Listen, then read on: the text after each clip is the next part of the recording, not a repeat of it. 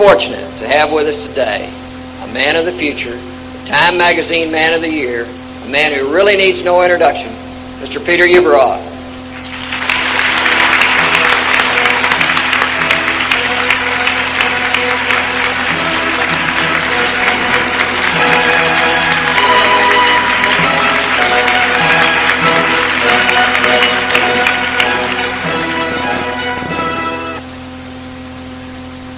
Thank you, Carl. Ladies and gentlemen, it's a pleasure for me to be here on opening day. Let me straighten out a couple of things so that we start our relationship with a basis of truth. First of all, Eddie Childs did not get me here. I don't do anything the owners ask me to do.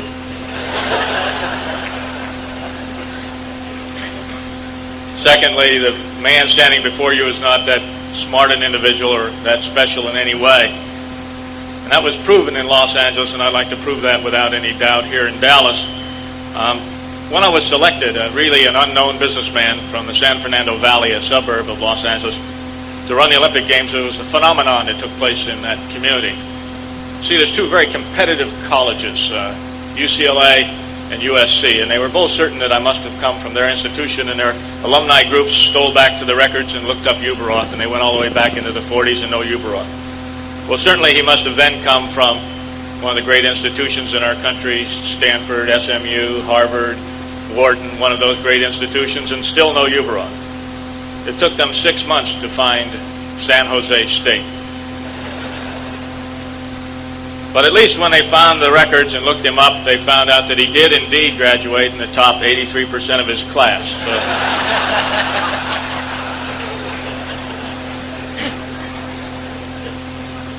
And true story, in filling out his entrance application back in the early 50s, he kind of put the cap on the intelligence of this individual by, under the heading application, under the heading church preference, he had very carefully printed in there red brick. So that it's nice to be standing in a room with the women and the men who are leaders in this great community. It is a great city. The world knows that. But everything in life either progresses or retrogresses. Whether it's your marriage or your friendships or your business or every relationship. And I think that's really what you have in your hands to decide. Where are you going from here? I saw that the brochure with 100 goals. It would be inappropriate for me to stand here without saying I'd like you to pencil in 101st goal. You see, tonight there's a baseball game. It's the opening day of your season here, and you're playing against the Milwaukee Brewers. Well, I was able to attend their opening day, and they had, there's a small community in Milwaukee. They had there's only 500,000 people that live in that community, and their 52 or 3,000 stadium was sold out for opening day, and it also, they had 2,000 come in standing room only. So as a favor, since I'm not being paid for this appearance, I'd ask you to think about adding the 101st goal for your next year in your baseball season. I'd appreciate it.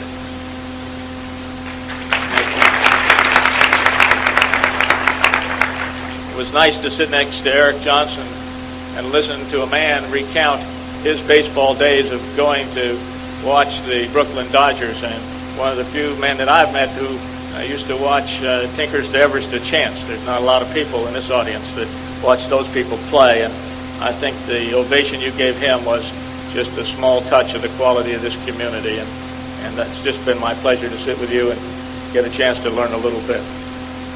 Let me just tell you quickly about the Olympic Games and try and share some things that you haven't read about that may be helpful in your own community, might help you push forward. First, I must tell you the Olympics, for me to talk about them, is an emotional thing. Because about a year before, about this time last year, we realized we didn't have just a project in our hands. It became a type of a crusade. We realized we had the reputation of our nation. Because through the eye of television, there was going to be a television audience of 2.5 billion people. That's over half the living and breathing people on Earth who would focus on this country, the United States of America and Southern California. And we had that as a responsibility. Let's look back to 1 year ago.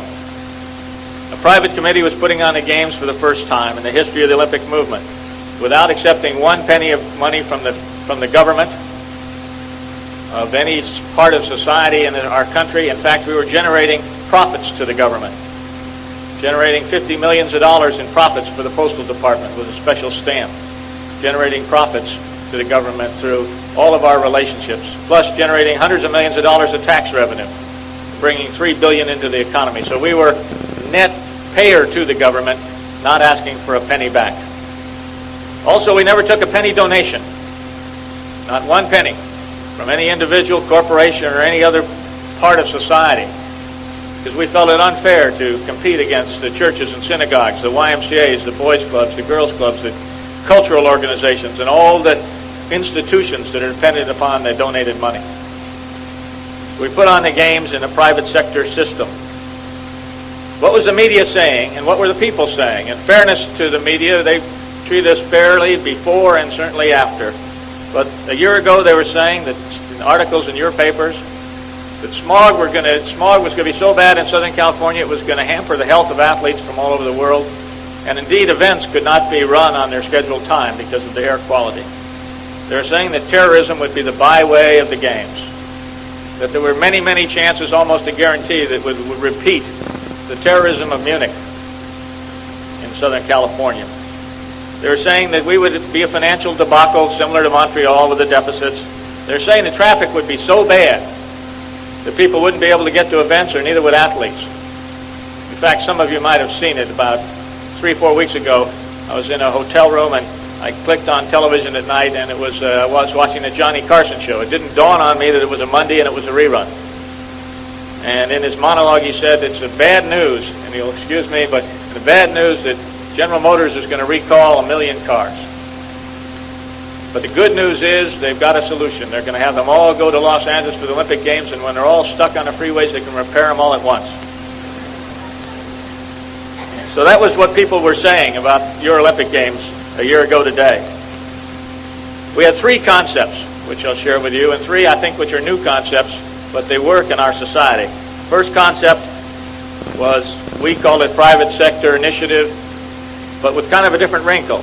We thought that major corporations around this country, indeed the world, could pick up the slack for us as long as we didn't do it through the handout.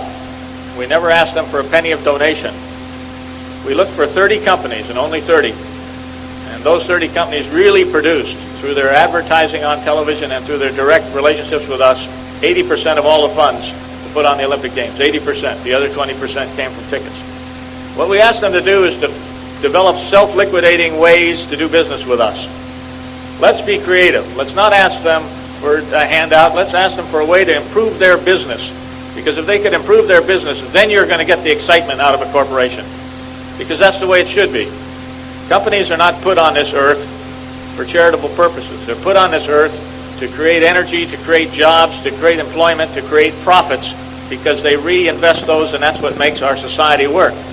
So we went, instead of the donation side, we said, how do we increase your profits? Because if we can, you're going to want to be associated with us, and plus you're going to pay a handsome sum to be associated with us. Let me give you a current example, today example. The Statue of Liberty is a project of a friend of mine, Lee Iacocca.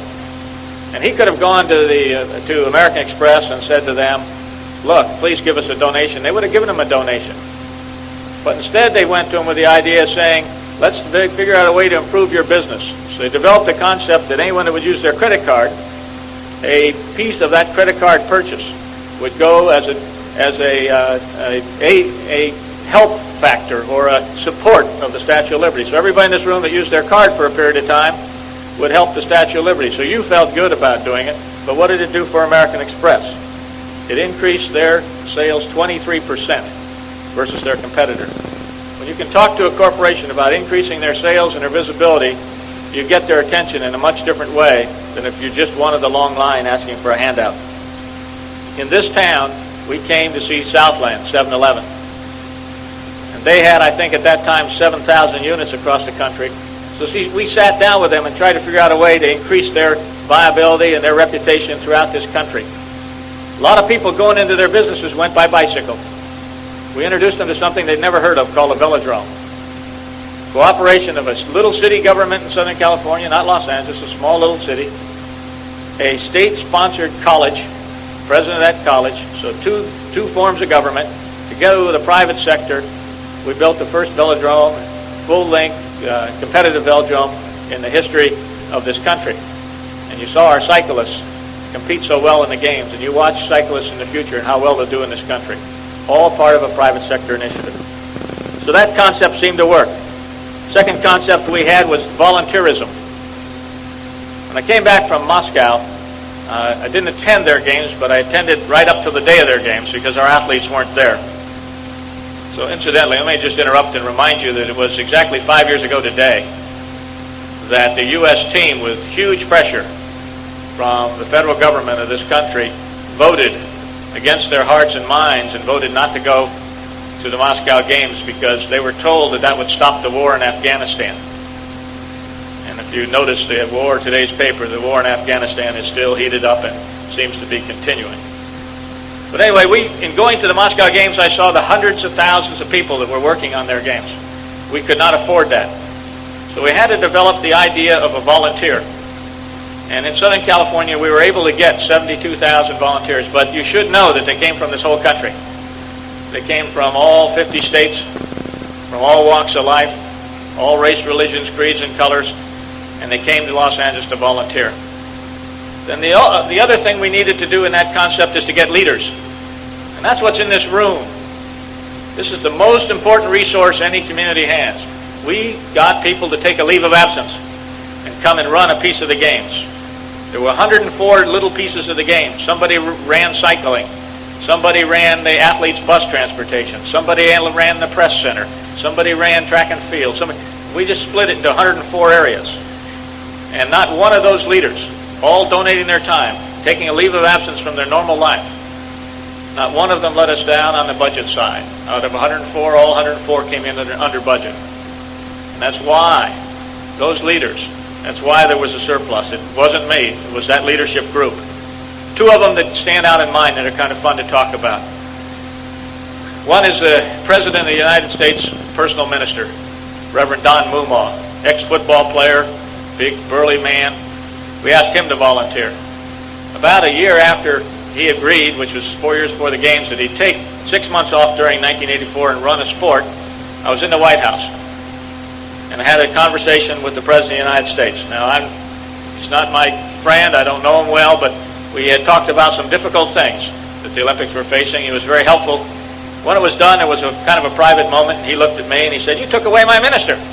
I said, "No, Mr. President, I didn't do that. In fact, you should be happy, Mr. President. What is happening is Reverend Mumaw, the Bel Air Presbyterian Church, will drive down the freeway to Loyola Marymount University, a Catholic university, to put on weightlifting during the Los Angeles Games in the Gersten Pavilion, a beautiful new pavilion donated by a Jewish family. How more ecumenical can you get, Mr. President?" And he kind of laughed a little and he smiled and he said, "Is it only 4 to 6 months?" I said, "That's right. We're asking those leaders to take off from their normal walk of life, corporate leaders, educational leaders, government leaders, for 6 months, 4 months." He said, "Okay, and is that 1984? I said, "Yes, Mr. President." He looked me in the eye and said, "Is the equestrian job still open?"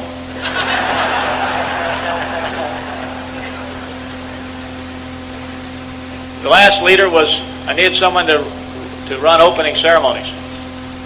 And opening and closing ceremonies were going to be the hallmark of the games. So realizing that we'd have 80,000 people who would judge us, we started looking around. Then our brain began to work and we realized we better look at somebody who was an expert in television, because 2.5 billion would watch through television. 2.5 billion. That's when we got David Wolpert, donated a year of his life, the man who brought Roots and other television specials. In fact, the top 10 rated television shows in all time in our country's history, he's responsible for half of them.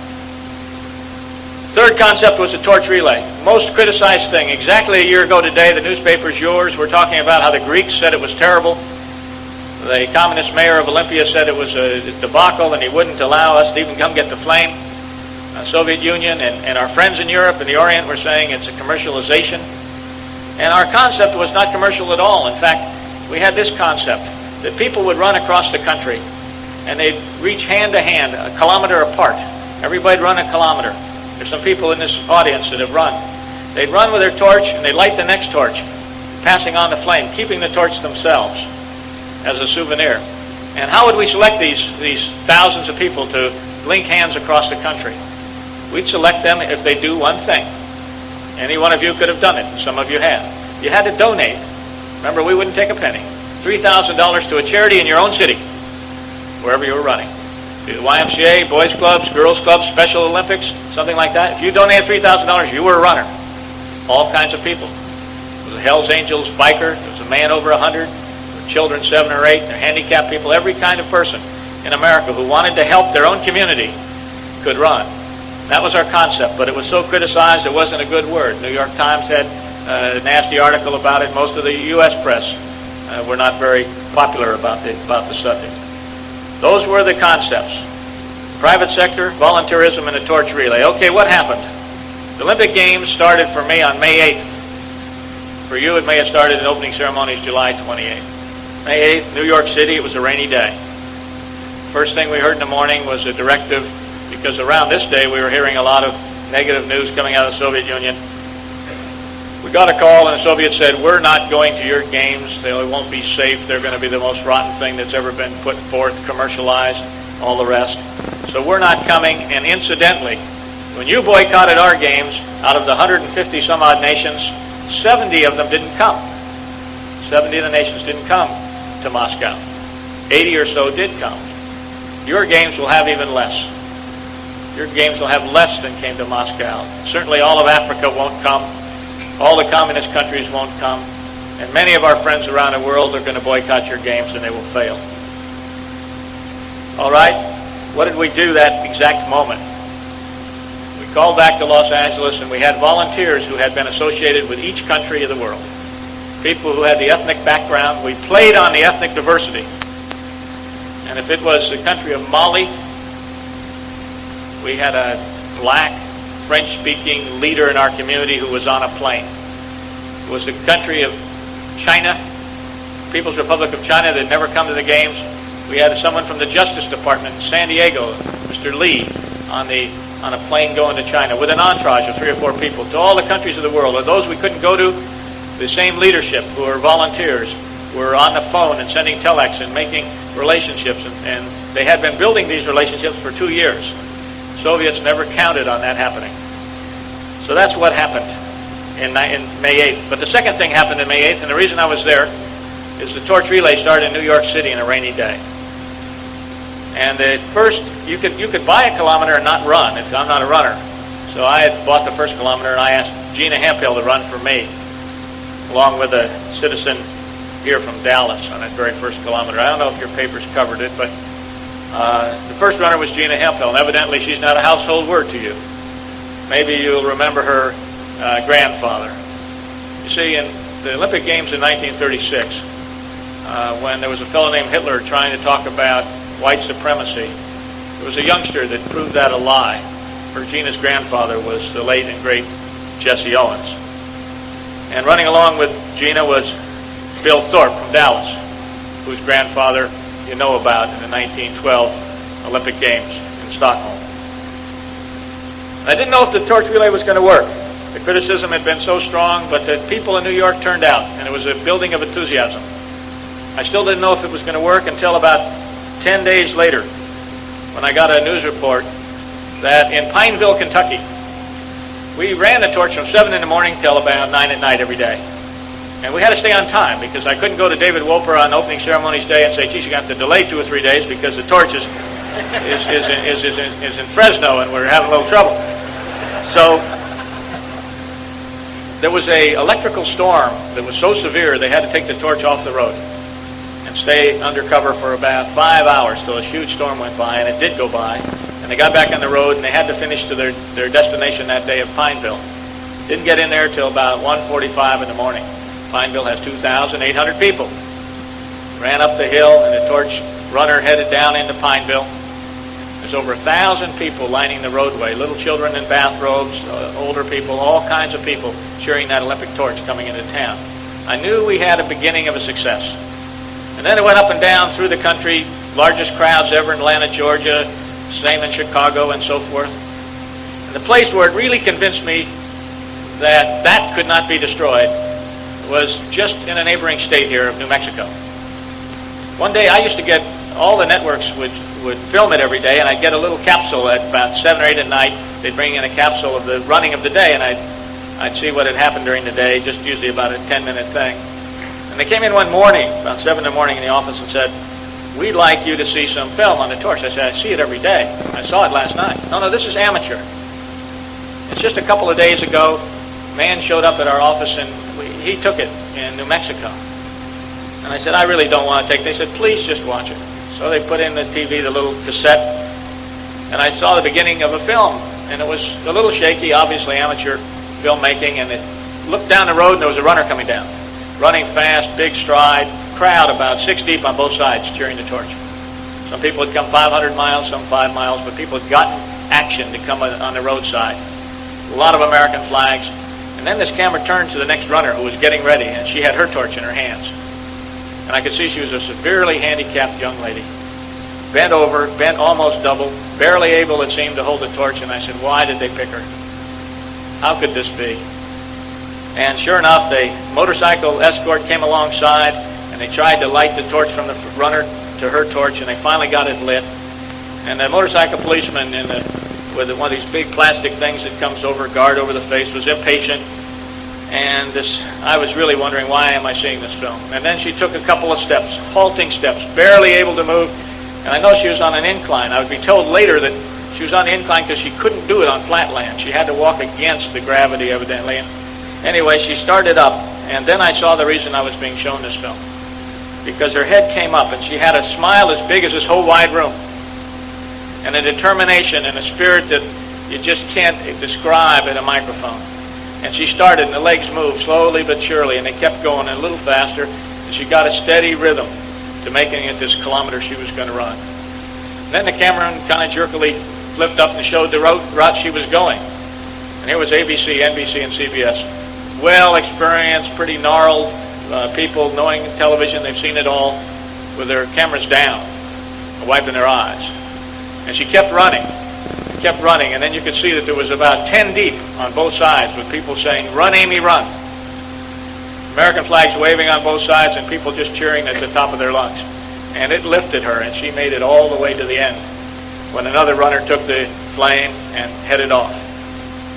And then the last picture was she was there with the flame, somehow this smile had gotten even bigger and wringing wet, and the crowd was cheering, but there was a motorcycle policeman over to the side with his plastic thing up, with his white handkerchief out, dabbing his eyes. I knew that this country was giving a message to the world. They were talking about patriotism, talking about friendship, talking about the art of giving to your own community. Here was a handicapped girl who had given so much. Next, that was the first part of the games for me. The second part was opening ceremonies. There were 140 nations that came into opening ceremonies, more than had come in any Olympic Games in the history of the Olympic movement by a large margin. It was a very touching thing, but it was you that made it touching. It was that crowd. About 75, 80% of the people at opening ceremonies were from the United States of America, citizens of our country. And you did some funny things, some important things. I remember when they announced the country, the team started to walk out from the tunnel, and the announcer said, "The People's Republic of China." They had never come to the Olympic Games before in their history, and the entire 90,000 people stood and gave them a rousing ovation. And what those people didn't know, that what they had done spontaneously, is they had given a message to the people of China that will be told for generation and generation and generation. If you go to China now, they show the opening ceremonies, and that film segment, they've shown it 100 times on their television. The great populace that doesn't get to see it, they show it over again in their great halls in the major cities. Just a 10-minute film clip. Then maybe a little bit of some of their medal winners. It was something very special. It was a message from Americans to Chinese. We are not what you read about, money and military. We are people that care about their society and care about the world and understand our differences. It was a message of friendship.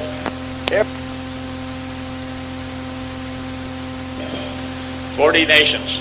Over double any prior Olympic Games, no matter where they were held in the world, whether it was Montreal, Moscow, or any place else. It was a very, very special thing. The one that touched me the most was a little country. I had invited a young lady as my guest. She had been a star of the 1976 Olympic Games. She's a heroine of her country. And I left the box where the president was and the dignitaries, and I went and got her, and I said, I want you to walk out here to the crowd and stand in the middle of this crowd and watch your country. And I think the country before hers was Rwanda. And it came, and it was a good cheer. And then her country came out, and there was no reaction. That the country had not been announced, just the people. And then all they said was one word, Romania. And the crowd did the same reaction as China. The tears are flowing down her face. And that's been shown throughout the Soviet Union. You know, that film clip, Soviet Union, they can't cut it out. The people of the world know that Romania, which is a Soviet bloc country, a country really controlled by the Soviet Union in many ways, had the courage to come to the games and do very well. That's something that you did. The competition I won't take you through. You saw it on television, except to tell you one thing to remind you of what went on there.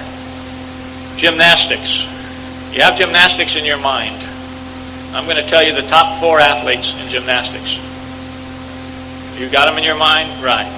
Gushkin, Li Ning, Ekaterina Szabo, and Mary Lou Retton.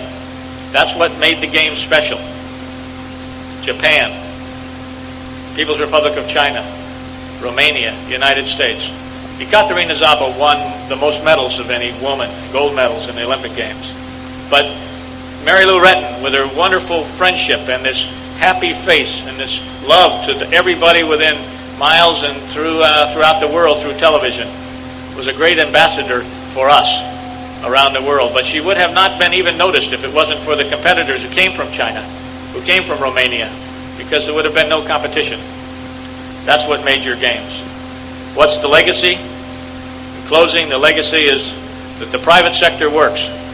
When you take this great country and you just gently pinprick the private sector of this country, you can accomplish about anything you want to accomplish. Second legacy was a proud day for law enforcement. We don't have a police state. It was the city police cooperating with the county police, cooperating with the state police, cooperating with all the federal agencies to join hands together on a mutual project. That same kind of cooperation was used in any other problem in society, whether drugs or anything else. The real deep-seated cooperation and trust, we'd solve problems. There was $250 million, which is a surplus, and I get criticized sometimes for that surplus, but I just do remind people that surplus is the opposite word of a deficit. The other thing that legacy was pride in our country. Along the roadsides, 40 million Americans, 40 million of us, got out of our chairs, quit watching television, got in cars, drove, walked, did whatever, took our children, and showed emotions about something. It became fashionable again to stand up and cheer for your flag and stand up and cheer for your country and to be proud of your nation. We rekindled that patriotism that was always there. Ladies and gentlemen, it's always there. It always will be there. But somehow it became not very fashionable to do. And then lastly, and most important, we showed our true face to the world. We sent back 20,000 ambassadors. These are the athletes from all the nations. Nobody can ever tell them, the propaganda machines can never tell them that this is not a nation that's caring, not a nation that respects all types of people and all types of backgrounds. What did we do by that? Your face of friendship to the world, we took a giant step toward world understanding and world peace. It's the biggest television audience in the history of mankind, and they all saw it. Ladies and gentlemen, it's spring, and it's a pleasure for me to be in front of leaders of a community that has shown greatness. I think that's just a platform for where you're going beyond, and you'll decide. You'll decide what happens to Dallas. It's your responsibility. I think you're all very special because you care. You care about your community. Your community should be indebted to you because you're not afraid to be leaders. You were very nice to listen to me. I've enjoyed being here. God bless you. God bless this country.